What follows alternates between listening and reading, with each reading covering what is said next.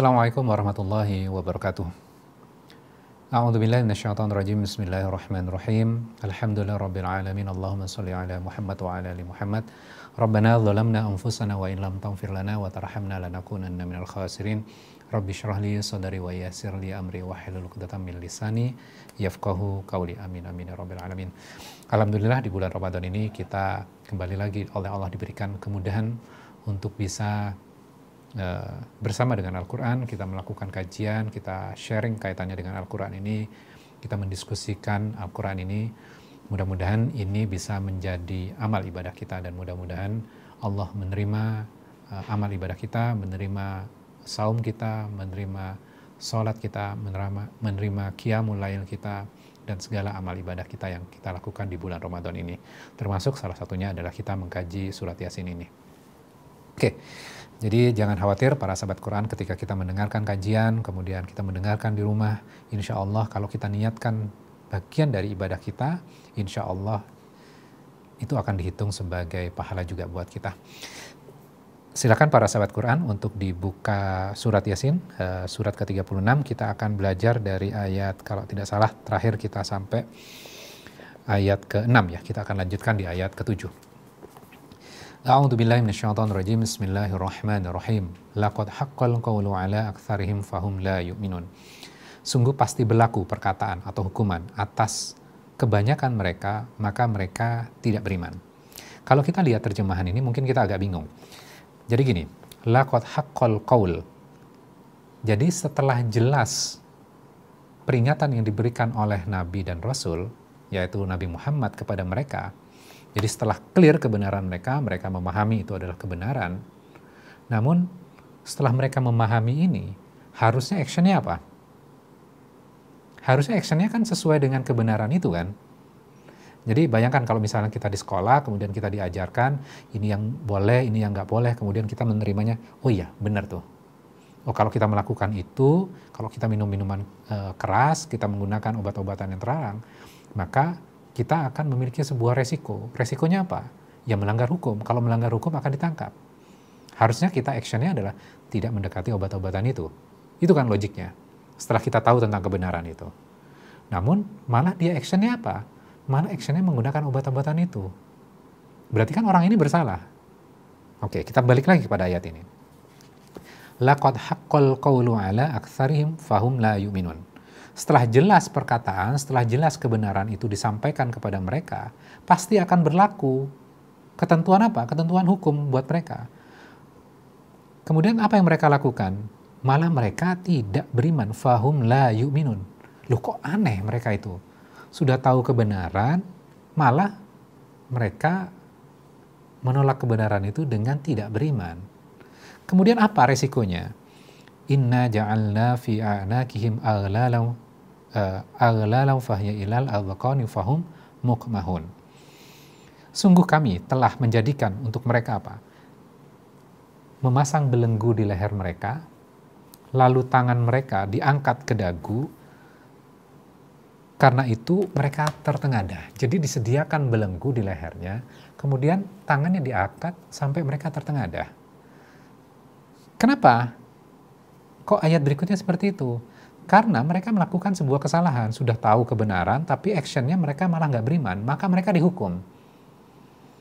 Ayat ini kaitannya tentang fisik nggak? Ternyata ayat ini merupakan simbol. Mereka sudah tahu kebenaran, hati mereka mengetahui kebenaran, kemudian mereka tidak mengucapkan dengan lisannya. Allah kunci lehernya sampai mereka tertengadah. Ini simbol apa? Ketika orang tertengadah, berjalan tertengadah, simbol apa? Simbol kesombongan. Karena kesombongan mereka itu, mereka menolak kebenaran. Itu. Kemudian berikutnya apa? Wa ja'alna min baini aydihim sadda wa min khalfihim sadda fa anshaynahum fahum la yubsirun. Dan kami jadikan di hadapan mereka dinding, di belakang mereka dinding, kemudian ditutup. Sehingga mereka tidak mampu melihat lagi. Nah, sebenarnya apa dinding ini? Dinding ini merupakan simbol.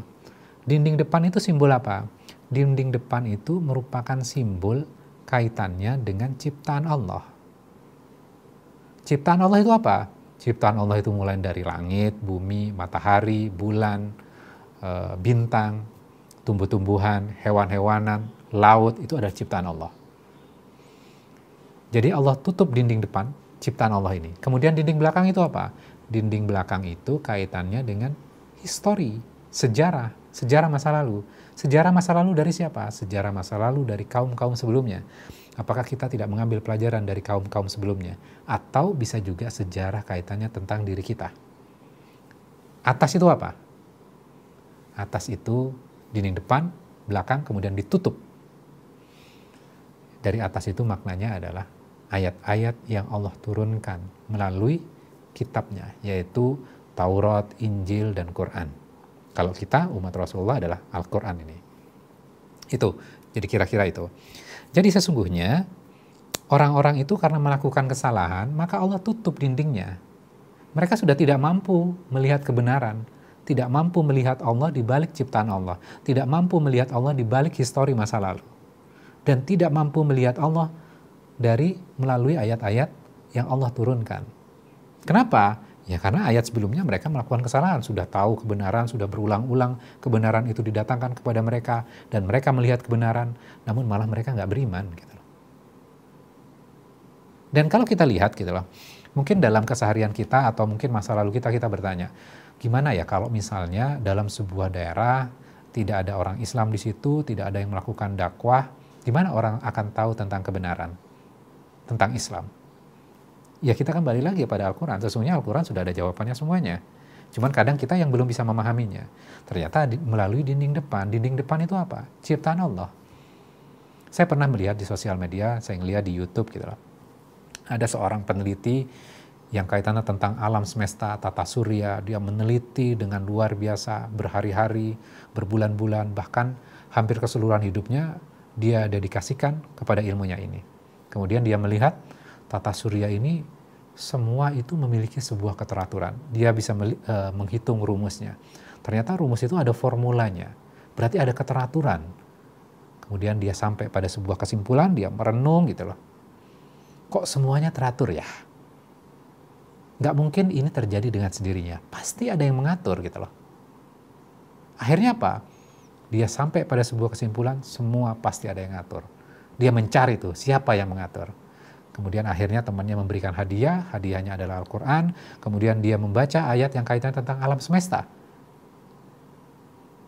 Oh, akhirnya dia menemukan sebuah kebenaran melalui ayat-ayat alam semesta. Kemudian dia melihat ayat-ayat yang kaitannya dengan firman, dan akhirnya dia menemukan kebenaran.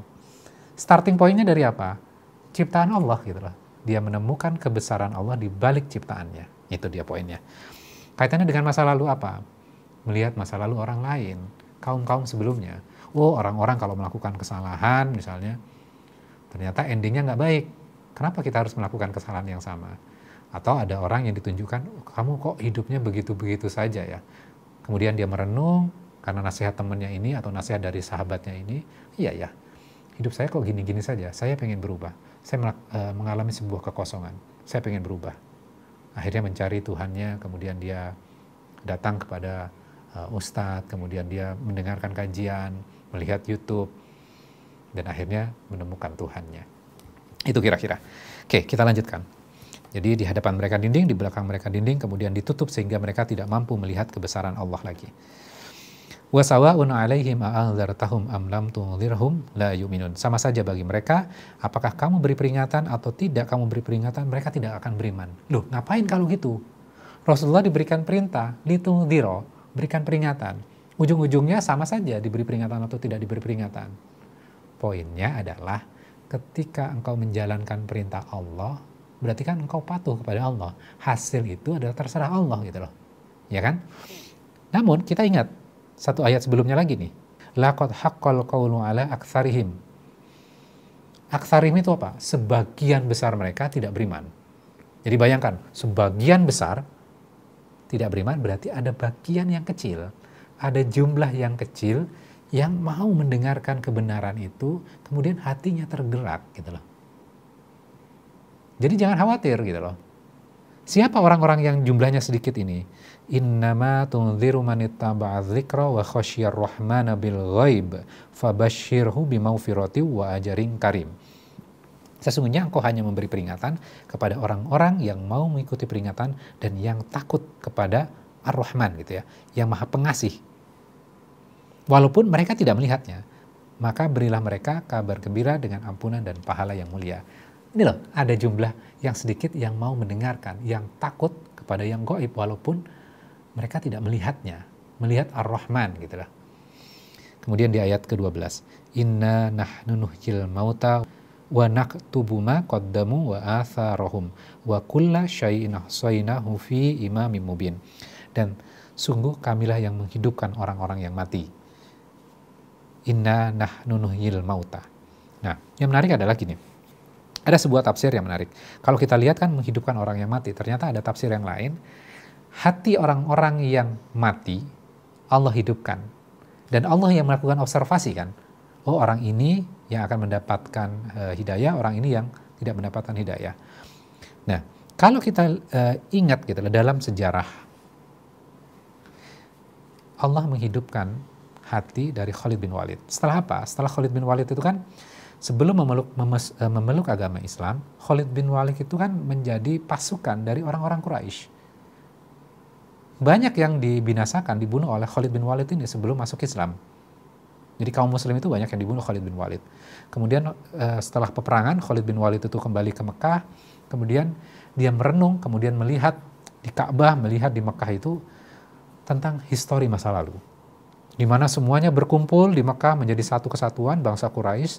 Kemudian akhirnya banyak orang yang memeluk agama Islam. Kemudian dia merenungkan itu kenapa, dan kenapa. Kemudian hati kecilnya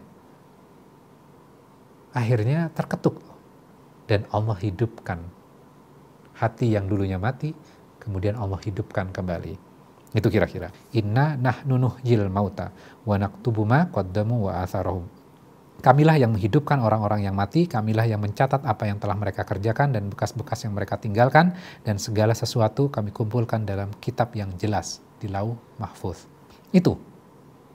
Jadi sejarah itu Allah abadikan, dan sejarah itu yang diingat oleh salah satu para sahabat yaitu adalah Khalid bin Walid tentang sejarah masa lalu. Nah, kalau kita lihat dalam sosial media kita saja, misalnya kita punya Facebook. Facebook membuat histori tentang sejarah kita pernah upload apa dalam setahun, dan mengabadikan itu. Dan Allah abadikan kisah kita manusia itu dalam sebuah kitab, dan kita sedang mengukir sejarah kita. Dan ini menjadi pelajaran, apakah kita menerima kebenaran itu atau malah menolak kebenaran itu. Ketika kebenaran itu datang kepada kita, harusnya kan kita beriman, bukan malah kita menjadi yang tidak beriman. Oke, kita sampai di bagian penghujung di bagian awal di dalam surat Yasin ini. Jadi kan surat Yasin ini kita akan kelompokkan gitu untuk memudahkan kita untuk bisa mempelajari.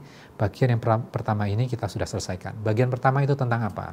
Bagian pertama itu yang kaitannya tentang Quran yang penuh hikmah. Kemudian Rasulullah itu mengalami kesulitan ketika melakukan dakwah karena kaumnya menolak bahkan menghina Rasulullah. Setelah jelas pengetahuan tentang kebenaran, malah mereka tidak beriman. Ini yang dihadapi oleh Rasulullah. Di bagian berikutnya, kira-kira tentang apa? Ingat, dinding depan, dinding belakang. Di bagian berikutnya, Allah menjelaskan tentang dinding belakang. Allah akan jelaskan tentang histori kaum sebelumnya. Ini akan menjadi pelajaran. Pelajaran untuk Rasulullah dan untuk kita umatnya juga. Oke. Mudah-mudahan ini bisa menjadi pelajaran yang berarti buat kita di bulan Ramadan ini, dan kita bisa mentadaburi dari surat Yasin ini dan menjadikan pelajaran untuk diri kita, dan mudah-mudahan kita menjadi pribadi yang lebih baik lagi. Kita tutup dengan doa kafaratul majelis. Subhanaka wa bihamdika asyhadu an la ilaha illa anta astaghfiruka wa atubu ilaik. Mohon maaf jika ada yang kurang berkenan. Wabillahi taufiq wal hidayah. Wassalamualaikum warahmatullahi wabarakatuh.